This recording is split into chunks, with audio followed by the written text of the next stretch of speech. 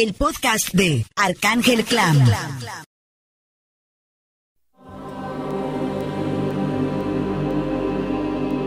Feminicidio. La violencia de los crímenes de género. Aquellos donde su condición hace vulnerable a las víctimas. Donde los homicidas actúan con la complicidad de estructuras sociales y culturales que avalan la discriminación, no ha cesado. La impunidad en que permanece en nadie sabe cuántos crímenes, los feminicidios perpetrados en el país a lo largo de los últimos años genera la recurrencia del asesinato y la desaparición de mujeres. Un dato de ese horror al que no debemos acostumbrarnos.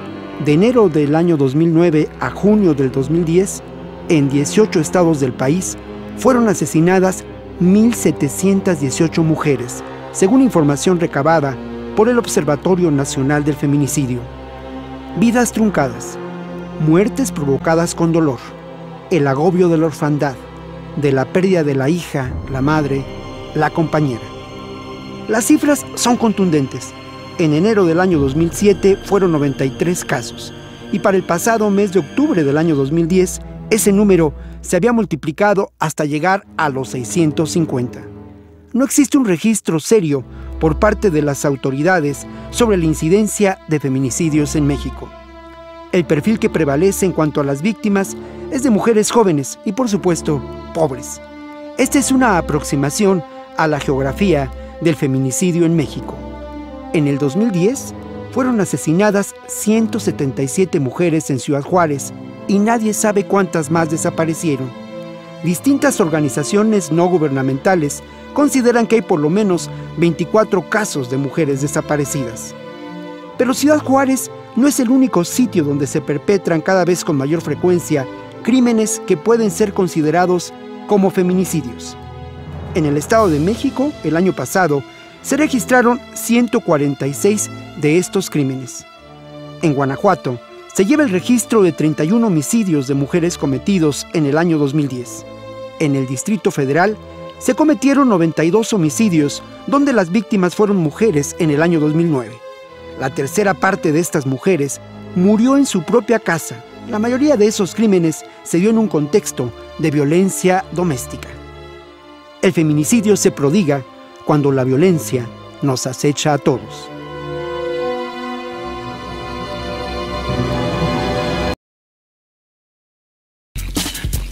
En México, desde 2010, ha habido 309 casos de desapariciones y muertes de mujeres en Ciudad Juárez. El 75% de los delitos cometidos en este país no se denuncian y que solo el 1,6 de cada 100 delitos llega a conocimientos de un juez. En Belice, entre 1995 y 2005, el reporte de los abusos sexuales contra los niños creció 100 veces. En Guatemala, entre el 2001 y el 2010, fallecieron 5.300 mujeres por causas violentas.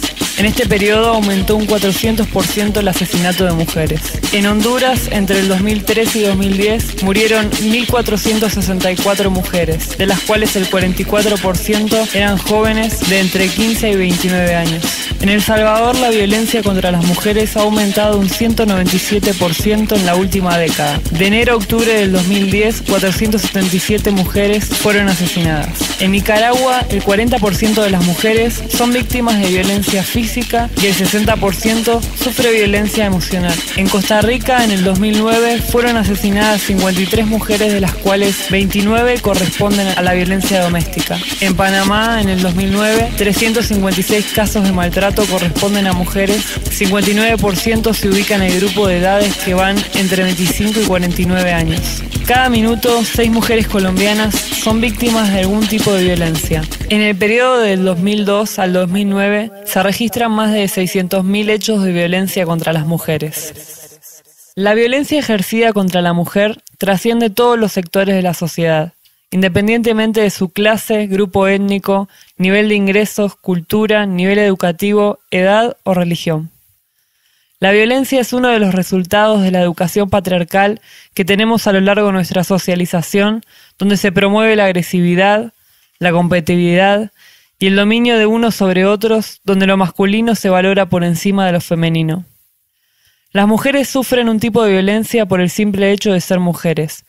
A ese tipo de violencia se le llama violencia de género y trastorna la vida de las mujeres y les niega opciones, afecta su confianza y su autoestima en todas las mujeres, niega sus derechos humanos y atenta contra su participación plena en la sociedad. La situación del patriarcado está muy grande, muy difícil, porque los compañeros hombres, que a pesar que son líderes de las organizaciones del movimiento social, ellos lo ven diferente en nuestra participación, o ellos piensan que al hablar de la participación de las mujeres es quitarle el poder. Entonces hay mucho miedo del poder por parte de los compañeros hombres.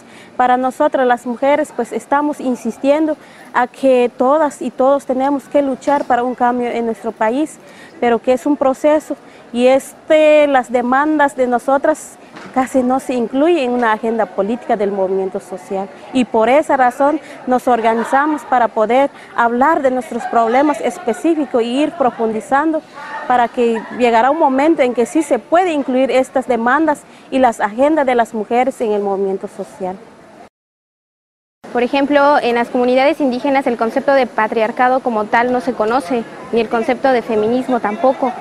Las mujeres lo que quieren es que se les tome en cuenta, ¿no? Por ejemplo, en las comunidades indígenas que se rigen por usos y costumbres, las mujeres quieren que se les tome en cuenta en la asamblea, ¿no? Es una lucha bastante grande, sin embargo, tenemos la ventaja de que en la Asamblea Legislativa hay muchas mujeres que están en la lucha, igual que todas, ¿verdad? Y siempre cualquier tema que se toque siempre va a salir en defensa de las mujeres. Soy represento a la Alianza por la Diversidad Sexual en un espacio colectivo en El Salvador que se llama Red Sinti Techan.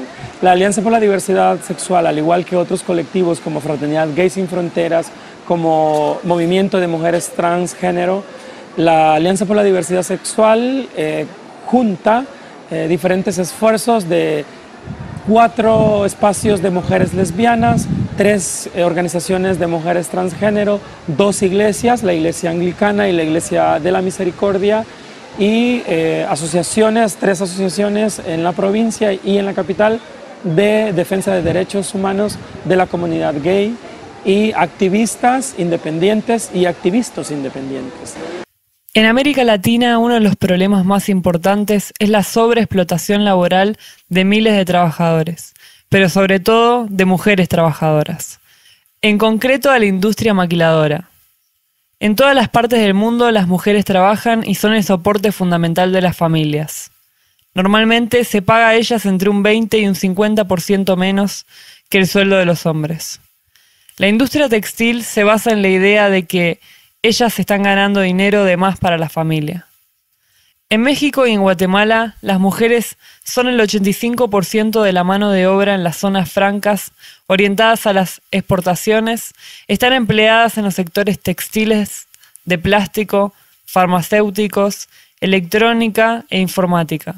El arma más poderosa de los empresarios para mantener a las trabajadoras en estas condiciones es en ocasiones la violencia, que ejercen en todas sus versiones: física, psicológica, verbal y sexual. El hecho de que las mujeres trabajen en horarios nocturnos proporciona en algunos casos el mejor marco para los abusos sexuales.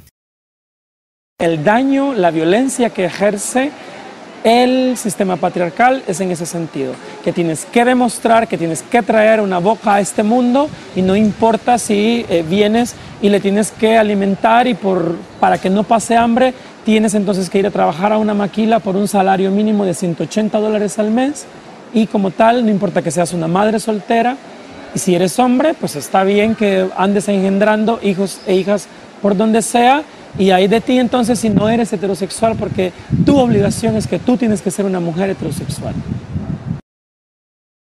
Yo pienso que si los países nos uniéramos a fortalecer las leyes, tal vez se lograra, pero también... Creo que lo más difícil en Guatemala es que no hay una articulación del movimiento social. Cada quien está por su lado, y muchas veces de esos nos divide, y hay mucho individualismo de organizaciones, y eso hace que también no podemos unirnos, y eso es para el Estado, digamos, mejor, porque estamos divididos. Entonces creo que esa articulación es una mira ahora en el futuro de cómo articular un movimiento social que no solamente porque son de mujeres, porque son del movimiento, sino cómo, porque estamos luchando hacia una lucha común, una demanda común, donde todas mujeres y hombres nos podemos sentirnos parte de este movimiento. Desde la organización donde yo me encuentro, nos hemos articulado actualmente en una asamblea, que es la Asamblea de Mujeres Indígenas de Oaxaca, que esto se hizo a raíz de la violencia que sufren las líderes indígenas, los asesinatos que han habido, como una manera de reforzarnos, ¿no?, en esa asamblea. Y también hemos tenido contactos, por ejemplo, con la Alianza de Mujeres México y de Centroamérica, el Enlace Continental de Mujeres Indígenas, y así nos hemos ido articulando, ¿no? Bueno, la situación, articulación me dijo,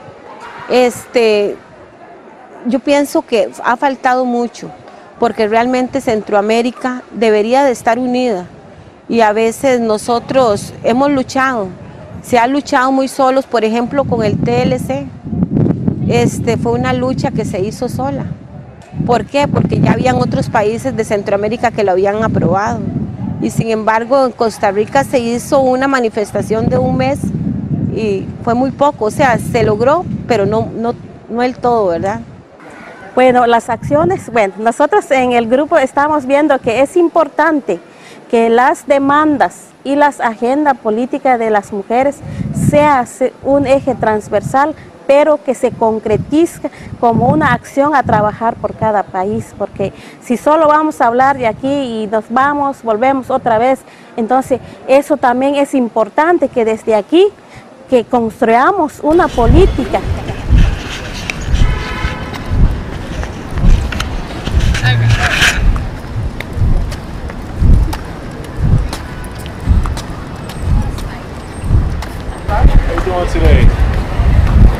That's not good. Smile. What's up, beautiful? Have a good day. Hey, what's up, girl? How you doing? Somebody's acknowledging you. They're beautiful. She said thank you. Oh, bless you. Hey, baby. Hey, beautiful. How are you this morning? Have a nice evening. Nice. Damn. Damn. Beautiful. God bless. Sexy American Eagle. Hello, good morning. God bless you. Have a good day, all right?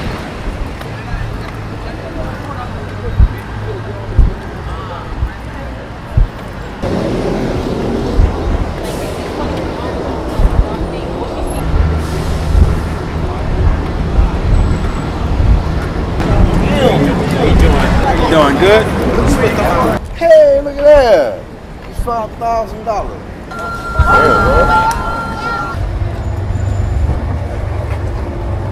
You want to talk? Huh? We can't be friends or nothing. You don't speak? If I give you my number, you can talk to me? No? Too ugly for you? What's up, man? How you doing? Nice evening, dog.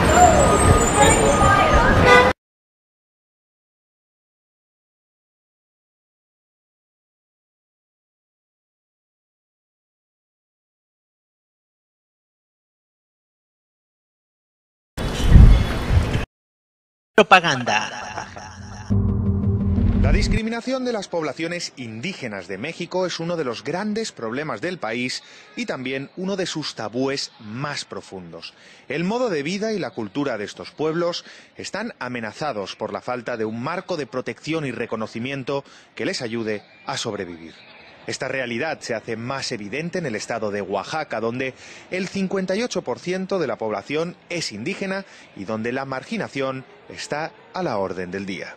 Muchas de nuestras comunidades y muchos de los municipios oaxaqueños están caracterizados como de muy alta marginación, en donde los índices de pobreza, en donde los índices de exclusión son sumamente elevados comparados con el estándar medio nacional.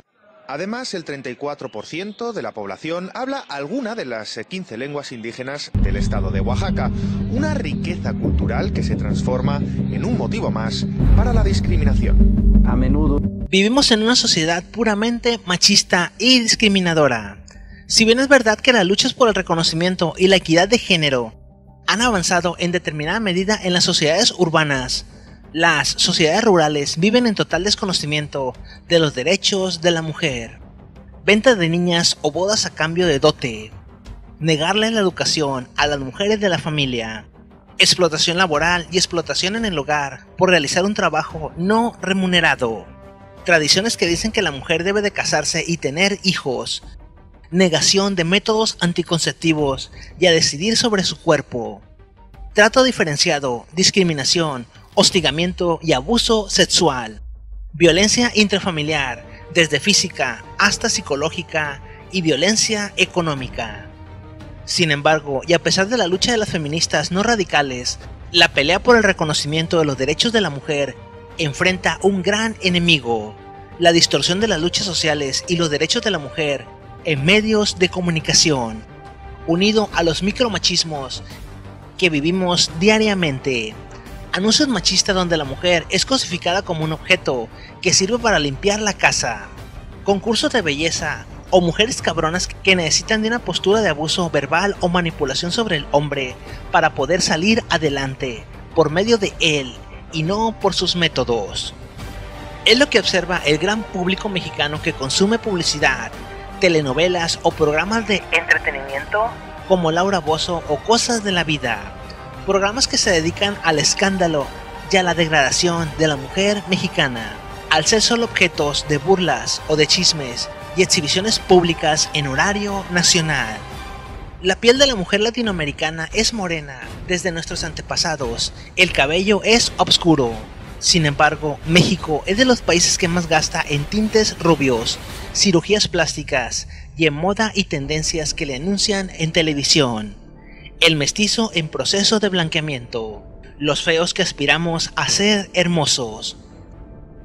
A pesar de existir periodistas y presentadores con descendencia indígena, la televisión únicamente presenta a modelos y personas con físico envidiable, dientes perfectos y sonrisas deslumbrantes.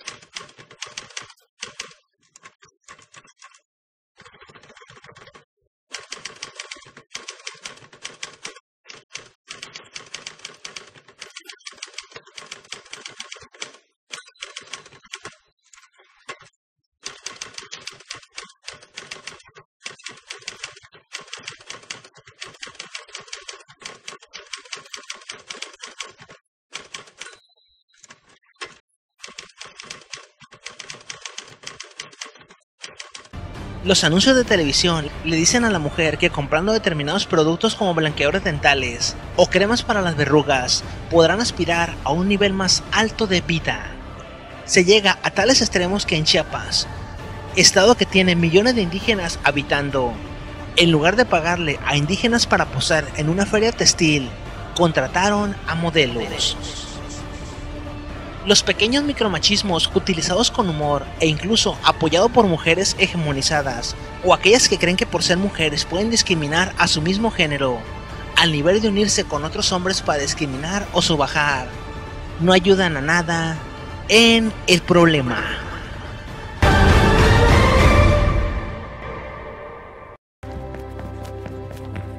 Throw like a girl. Fight like a girl. What does it mean to you when I say run like a girl? It means run fast as you can. So do you think you just insulted your sister? No. I mean, yeah, insulted girls, but not my sister. Is like a girl a good thing? Actually, I don't know if it's a bad thing or a good thing. It sounds like a bad thing. It sounds like you're trying to humiliate someone. So when they're in that vulnerable time between 10 and 12, how do you think it affects them when somebody uses like a girl as an insult? I think it definitely drops their self-confidence and really puts them down, because during that time they're already trying to figure themselves out, and when somebody says you hit like a girl, it's like, well, what does that mean? Because they think they're a strong person. It's kind of like telling them that they're weak and they're not as good as them. And what advice do you have to young girls who are told they run like a girl, kick like a girl, hit like a girl, swing like a girl? Keep doing it, because it's working. If somebody else says that running like a girl or kicking like a girl or shooting like a girl is something that you shouldn't be doing, that's their problem. Because if you're still scoring and you're still getting to the ball on time and you're still being first, you're doing it right. It doesn't matter what they say. I mean, yes, I kick like a girl and I swim like a girl and I walk like a girl and I wake up in the morning like a girl because I am a girl. And that is not something that I should be ashamed of. So I'm going to do it anyway. That's what they should do. If I asked you to... Hay por lo menos 24 casos de mujeres desaparecidas. Pero Ciudad Juárez no es el único sitio donde se perpetran cada vez con mayor frecuencia crímenes que pueden ser considerados como feminicidios. En el Estado de México, el año pasado, se registraron 146 de estos crímenes. En Guanajuato, se lleva el registro de 31 homicidios de mujeres cometidos en el año 2010. En el Distrito Federal, se cometieron 92 homicidios, donde las víctimas fueron mujeres en el año 2009. La tercera parte de estas mujeres murió en su propia casa y la desaparición de mujeres. Un dato de ese horror al que no debemos acostumbrarnos. De enero del año 2009 a junio del 2010, en 18 estados del país, fueron asesinadas 1.718 mujeres, según información recabada por el Observatorio Nacional del Feminicidio. Vidas truncadas, muertes provocadas con dolor, el agobio de la orfandad, de la pérdida de la hija, la madre, la compañera. Las cifras son contundentes. En enero del año 2007 fueron 93 casos. El podcast de Arcángel Clam.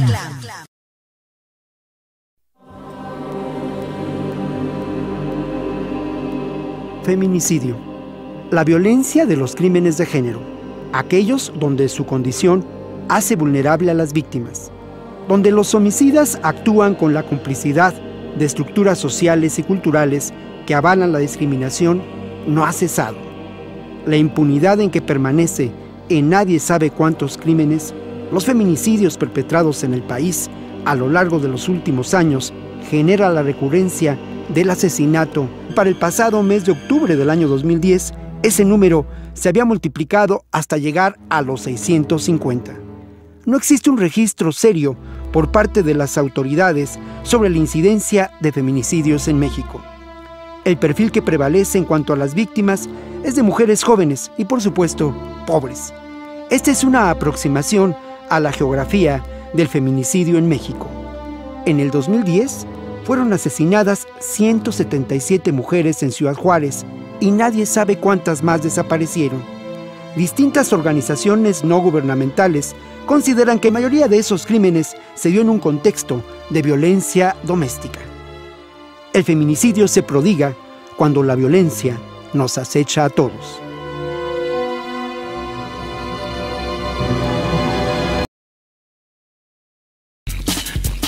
En México, desde 2010, ha habido 309 casos de desapariciones y muertes de mujeres en Ciudad Juárez. El 75% de los delitos cometidos en este país no se denuncian y que solo el 1,6 de cada 100 delitos llega a conocimientos de un juez. En Belice, entre 1995 y 2005,